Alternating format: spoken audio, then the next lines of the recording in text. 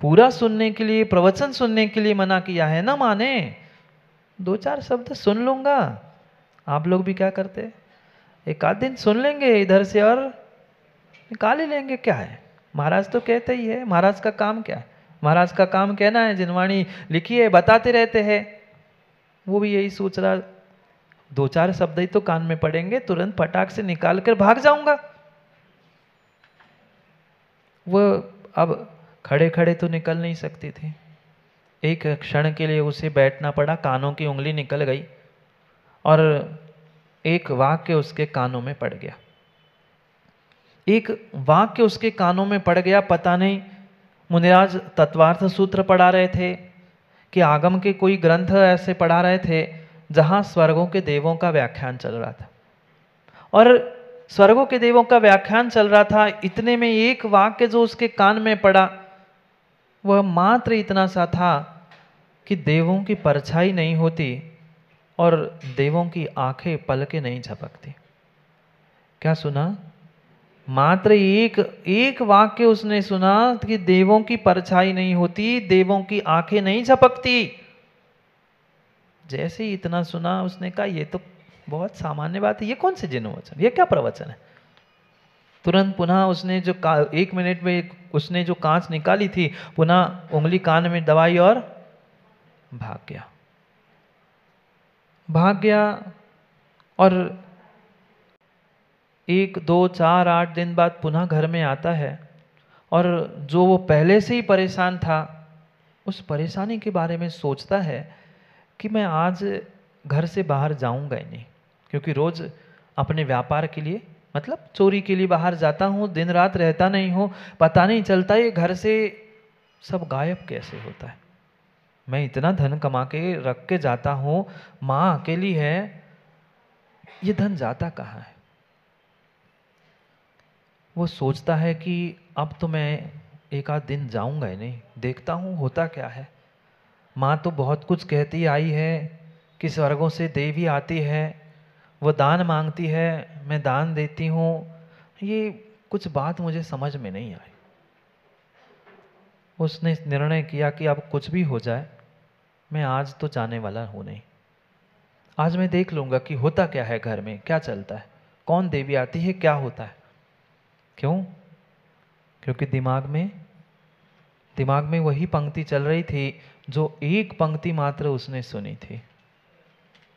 देवों की बात मैंने कुछ सुनी है, मैं परीक्षा तो कर लूं, रोज मैं परेशान हूं, मैं दुनिया को लूट लूट लूट के यहां सब ले आ रहा हूं और मुझे लूटने वाला कौन है। उस दिन उस रात वो वही रुका। अब वो देवी वहां पहुंच गई और देवी ने पुनः रोज के भांति माँ से मांगा, तुमने जो जो आज कमाया है ये चाहिए वो चाहिए। पूरे घर में जहां जहां उसने छुपा के रखा था वो सब रोज ले जाती थी। वो छुप के देख रहा था ये हो क्या रहा है।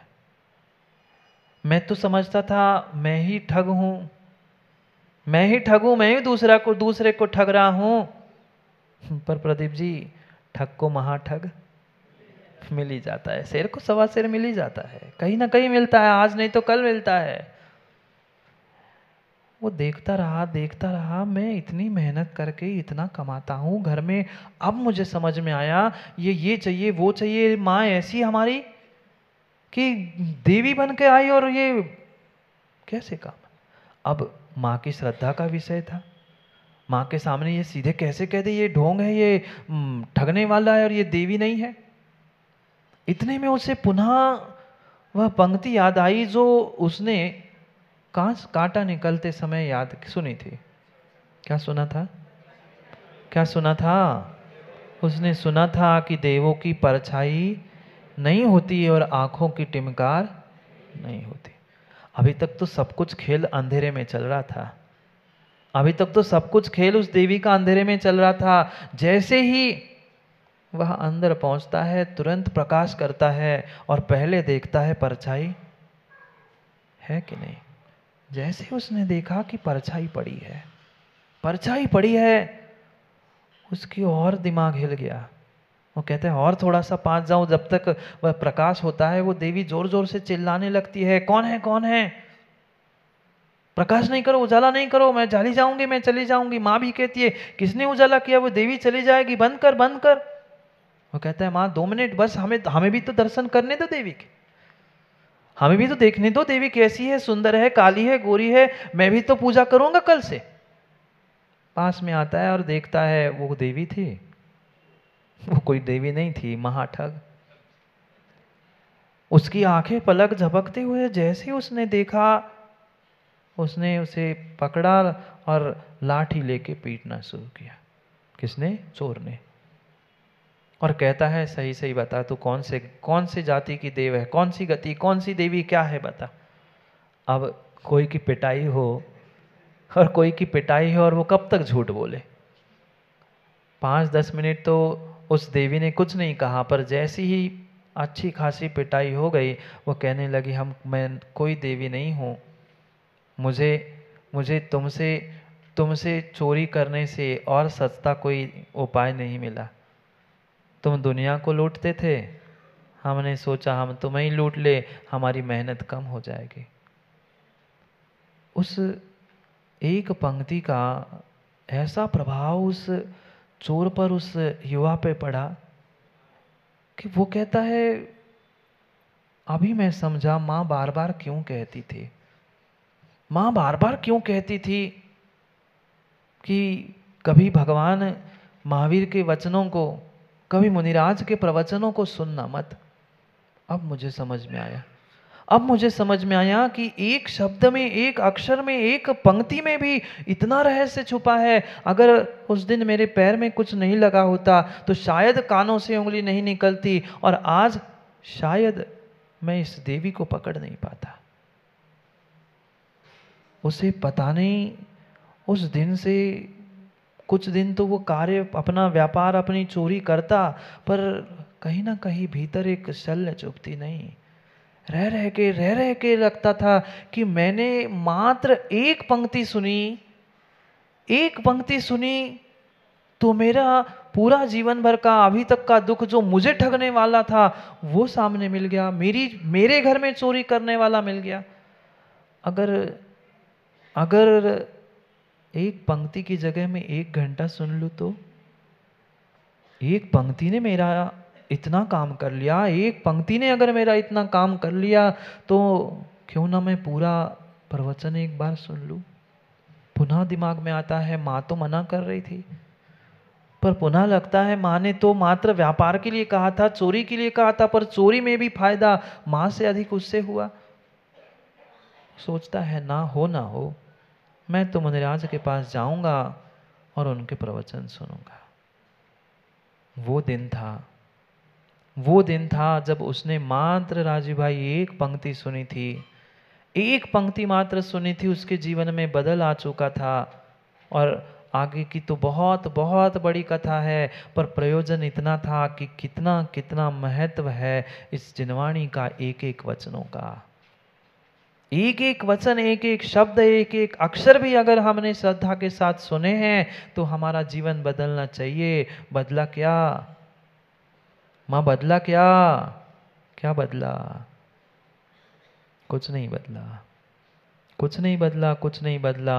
एक अक्षर, एक पंक्ति सुनने से उस जीवन, चोर का जीवन प्रदीप भाई बदल गया था, आपका नहीं बदल पाया, नहीं बदल पाया। आगे तो बहुत बड़ी कथा है। उसने फिर वह प्रवचन सुनते सुनते ऐसे भाव किए, ऐसे कर्म किए, ऐसे कार्य किए, उसने सब चोरी व्यापार सब बंद करके अपना व्यापार छोड़ दिया। व्यापार ही क्या, घर परिवार और संसार भी छोड़ दिया।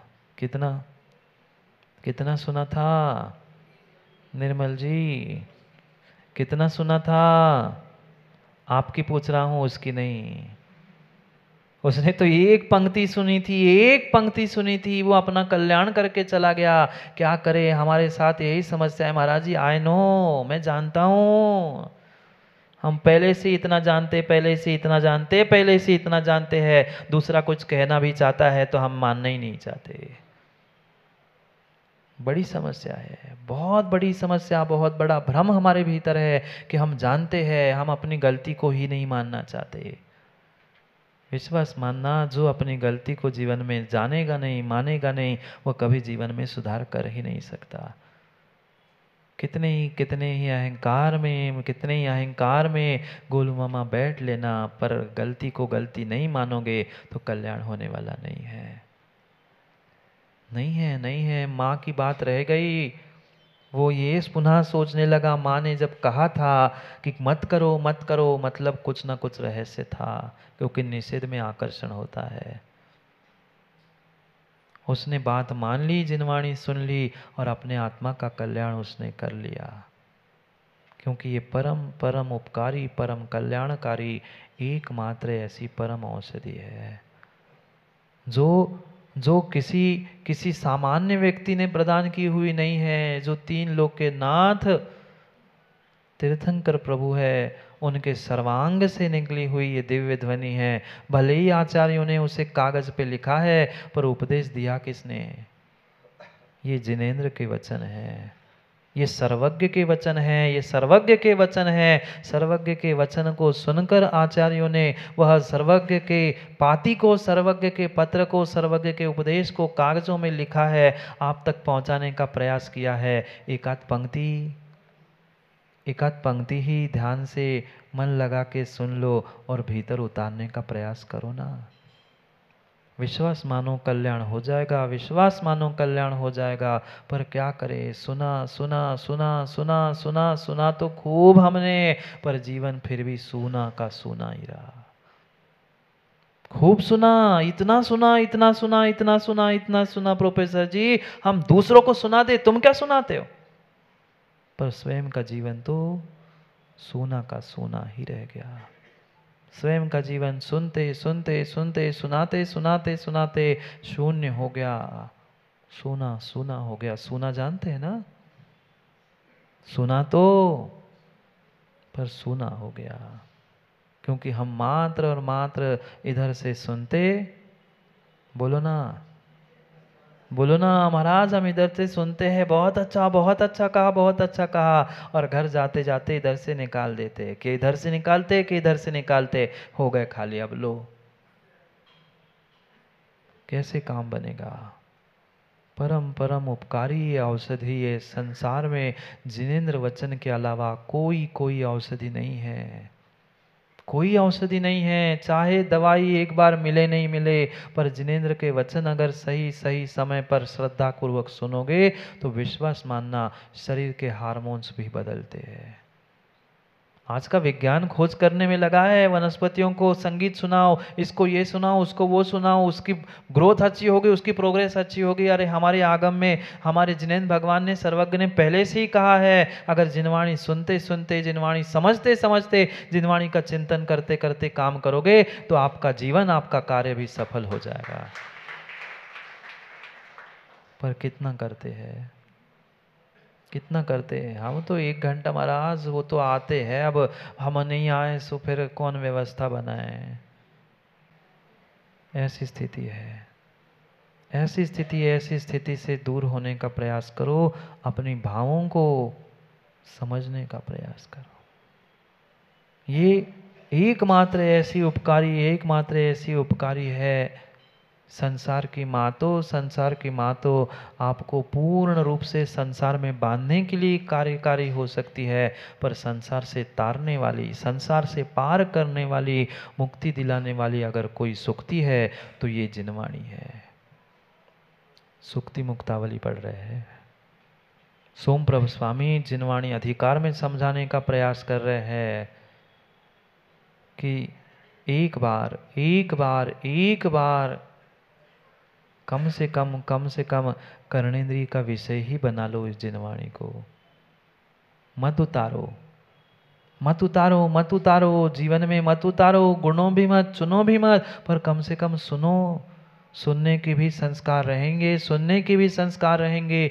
माँ 4 महीने लगातार सुनोगे, एक पंक्ति भी उस चोर जैसी याद रह गई ना, तो कल्याण हो जाएगा।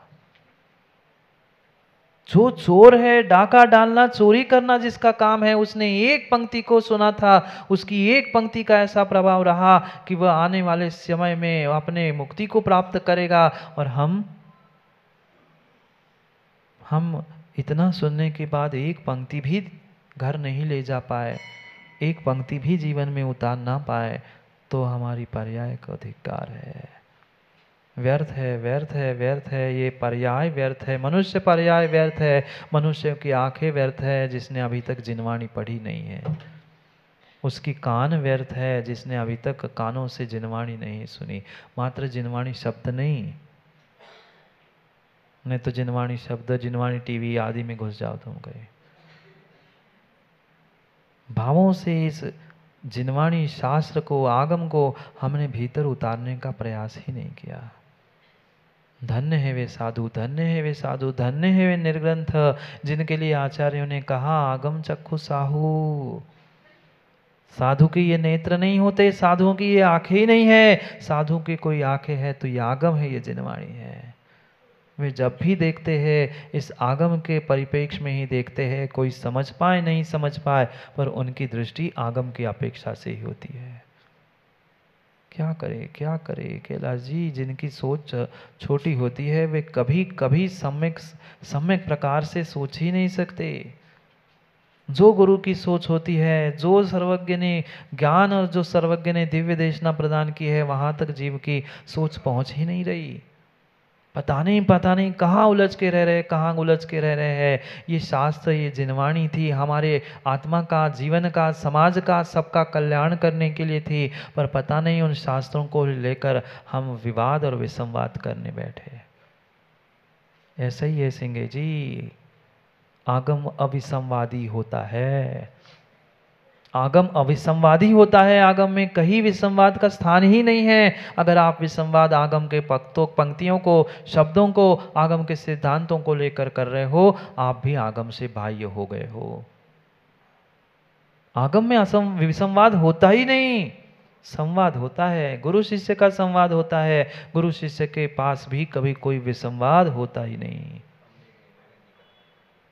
मात्र संवेदनी निर्वेदनी कथा ही गुरु शिष्य के पास होती है। अगर कोई कसाय से आकर कोई बड़बड़ा भी रहा है तो वो उसकी गलती है।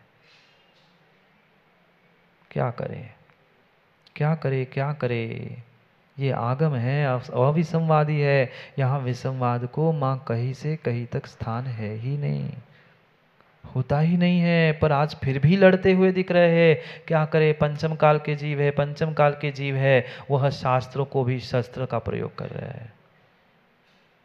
हाँ ऐसा ही है, सही है सही है। प्रोफेसर साहब ऐसा नहीं हो सो बताओ।